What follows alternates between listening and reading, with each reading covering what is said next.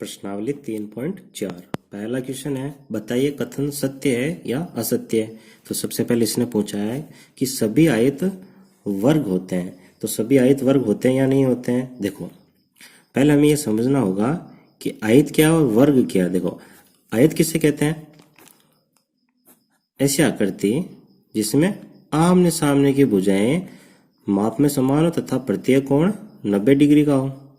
और जबकि वर्ग होता है उसमें सभी भुजाएं माप में समान होती है तथा प्रत्येक कोण समकोण होता है, 90 डिग्री का होता है। तो इसने कहा कि सभी आयत वर्ग होते हैं, तो ये तो गलत है।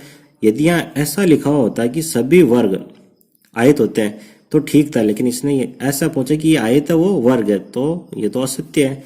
तो ये हो जाएगा असत्य। तो सभी समचतुर्भुज समांतर चतुर्भुज होते हैं, तो यह सत्य है। देखो फिर क्या पूछा है, सभी वर्ग समचतुर्भुज और आयत भी होते हैं। अभी हमने कहा था कि अगर यहाँ ऐसा देता कि वर्ग आयत होते हैं तो हम क्या लिखते हैं उसको सत्य। तो इसने यहाँ पूछ ही लिया है कि सभी वर्ग समचतुर्भुज और आयत भी होते हैं। तो हमने अभी सीखा है कि जो वर्ग होता है उसमें सभी भुजाएं माप में समान होती है, तो ये समचतुर्भुज भी हो गया। और ये आयत की क्या कंडीशन होती है कि आमने सामने की भुजाएं लंबाई में माप में समान होनी चाहिए तथा प्रत्येक कोण समकोण होना चाहिए। तो वर्ग समचतुर्भुज और आयत भी होते हैं, यह सत्य है। फिर देखो है सभी वर्ग समांतर चतुर्भुज नहीं होते। ये तो गलत लिखा है, क्योंकि जो एक वर्ग होता है तो वर्ग में आमने सामने की भुजाएं माप में समान होती है तथा प्रत्येक कोण समकोण होता है। तो इसने कहा कि वर्ग जो समांतर चतुर्भुज नहीं होता है, लेकिन होता है, इसने लिखा कि नहीं होता, तो ये असत्य है। सभी पतंगे समचतुर्भुज होती है, नहीं ये गलत है, क्योंकि सभी जो पतंगे होती है वो समचतुर्भुज नहीं होती, क्योंकि पतंग की आकृति तो इस प्रकार की होती है। इसमें ये भुजाएं माप में समान होगी, ये आपस में समान होगी। समचतुर्भुज में तो सभी भुजाएं समान होनी चाहिए, तो यह असत्य है। सभी समचतुर्भुज पतंग होते हैं, तो यह सत्य होगा।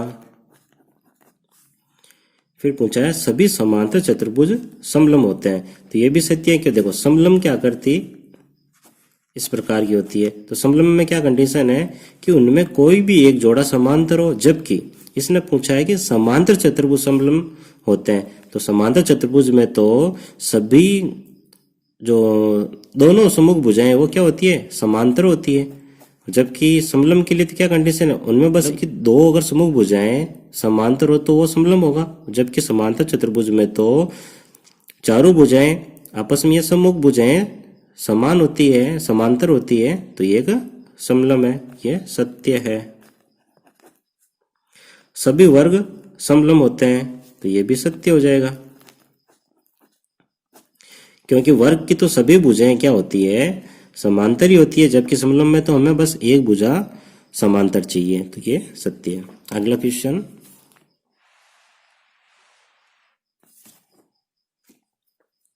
उन सभी चतुर्भुजों की पहचान कीजिए जिनमें चारों भुजाएं बराबर लंबाई की है। देखो चतुर्भुजों की पहचान करनी है जिनमें चारों भुजाएं बराबर लंबाई की होती है। तो बराबर लंबाई की एक तो होती है वर्ग में, और दूसरी हो गई अपने समचतुर्भुज में।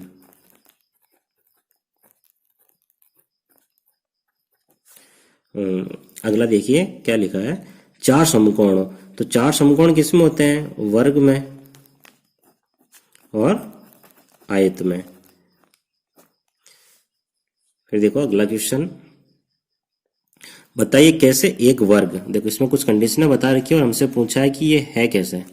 तो देखो क्या है कि बताइए कैसे एक वर्ग एक चतुर्भुज भी है। तो चतुर्भुज की क्या कंडीशन है कि चतुर्भुज में क्या होनी चाहिए, चार भुजाएं होनी चाहिए। तो ये चतुर्भुज की आकृति है। जबकि यहाँ अपने को वर्ग में पूछा, तो वर्ग में तो चार भुजाएं क्या होती है, चार भुजाएं होती है। उसके अलावा ये सभी भुजाएं समान होती है तथा इनमें प्रत्येक कोण समकोण भी होता है। तो यहाँ तो बस इसने ये पूछा है कि एक चतुर्भुज, एक वर्ग एक चतुर्भुज है, तो हम कहेंगे क्योंकि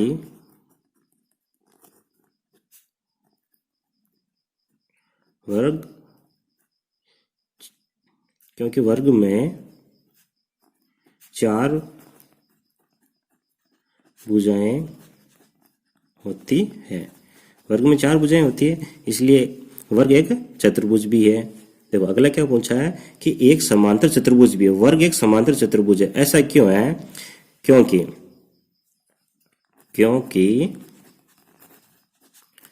वर्ग की सम्मुख भुजाएं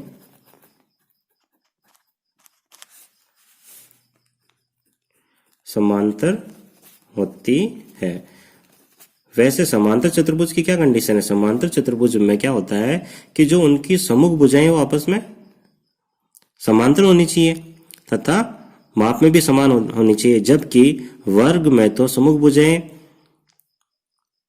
समांतर भी होती है और सभी भुजाएं माप में समान भी होती है, अतः वर्ग एक समांतर चतुर्भुज भी होता है। तो क्योंकि वर्ग की सम्मुख भुजाएं समांतर होती है, अतः वर्ग एक समांतर चतुर्भुज है।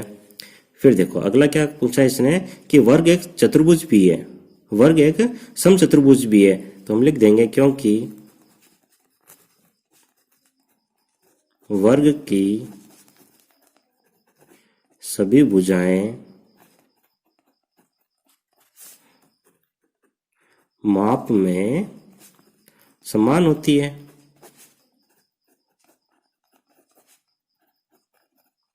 अतः वर्ग एक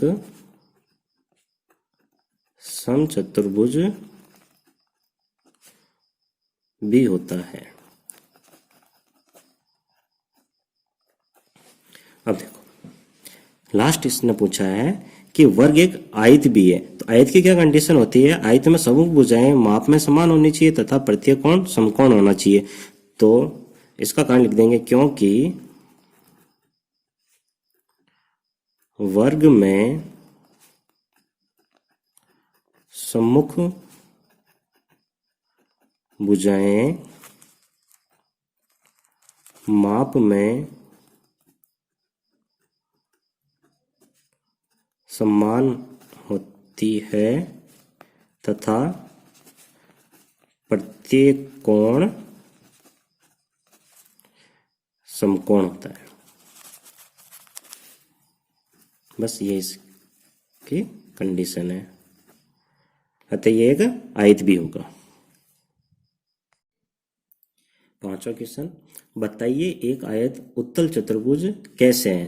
तो सबसे पहले तो इसने ये क्वेश्चन में बता दिया कि आयत जो एक उत्तल चतुर्भुज है। तो हमें पहले ये जान लेना चाहिए कि उत्तल चतुर्भुज किसे कहते हैं। तो देखो मैं इसकी परिभाषा लिख देता हूं।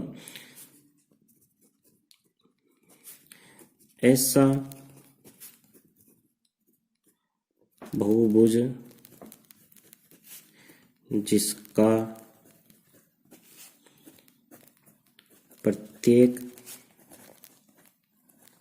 विकर्ण, ऐसा बहुभुज जिसका प्रत्येक विकर्ण उसके अभ्यंतर में स्थित हो उसे उत्तल बहुभुज कहते हैं। यहाँ पे हमें जो आकृति बता रखी है वो है एक आयत।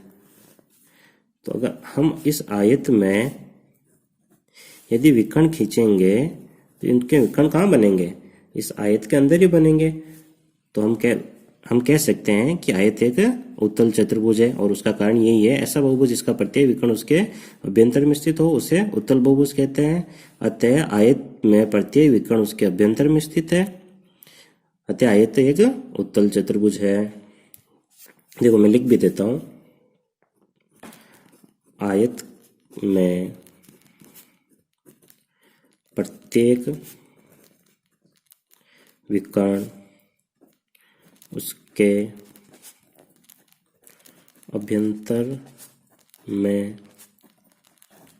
स्थित होता है, अतः आयत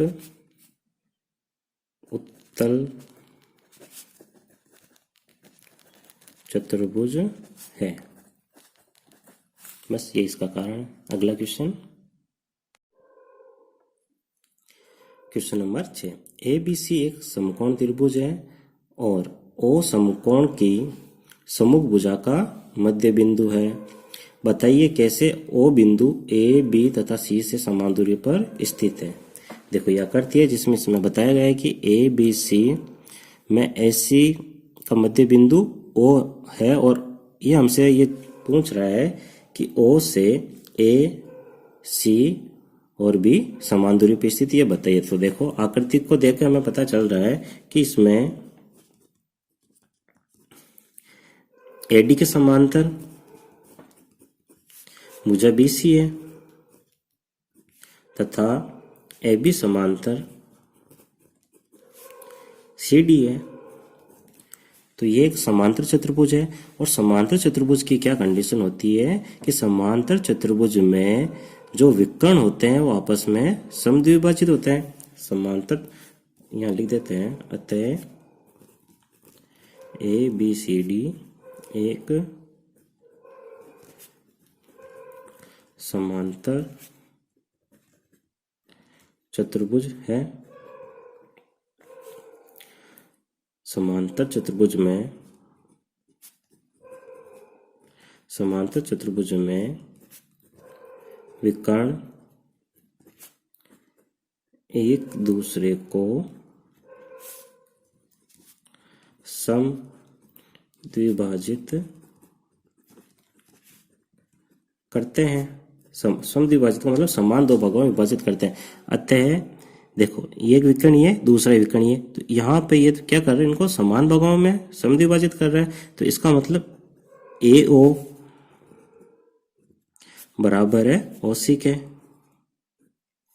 तो इसका मतलब O से A समान दूरी पर स्थित है और C भी समान दूरी पर स्थित है तथा समद्विभाजित करने का मतलब हो गया कि BO और OD भी बराबर स्थित है। BO बराबर है OD के। तो यहां से हम कह सकते हैं कि O बिंदु A, B तथा C से समान दूरी पर स्थित है। बस ये इसका कारण है।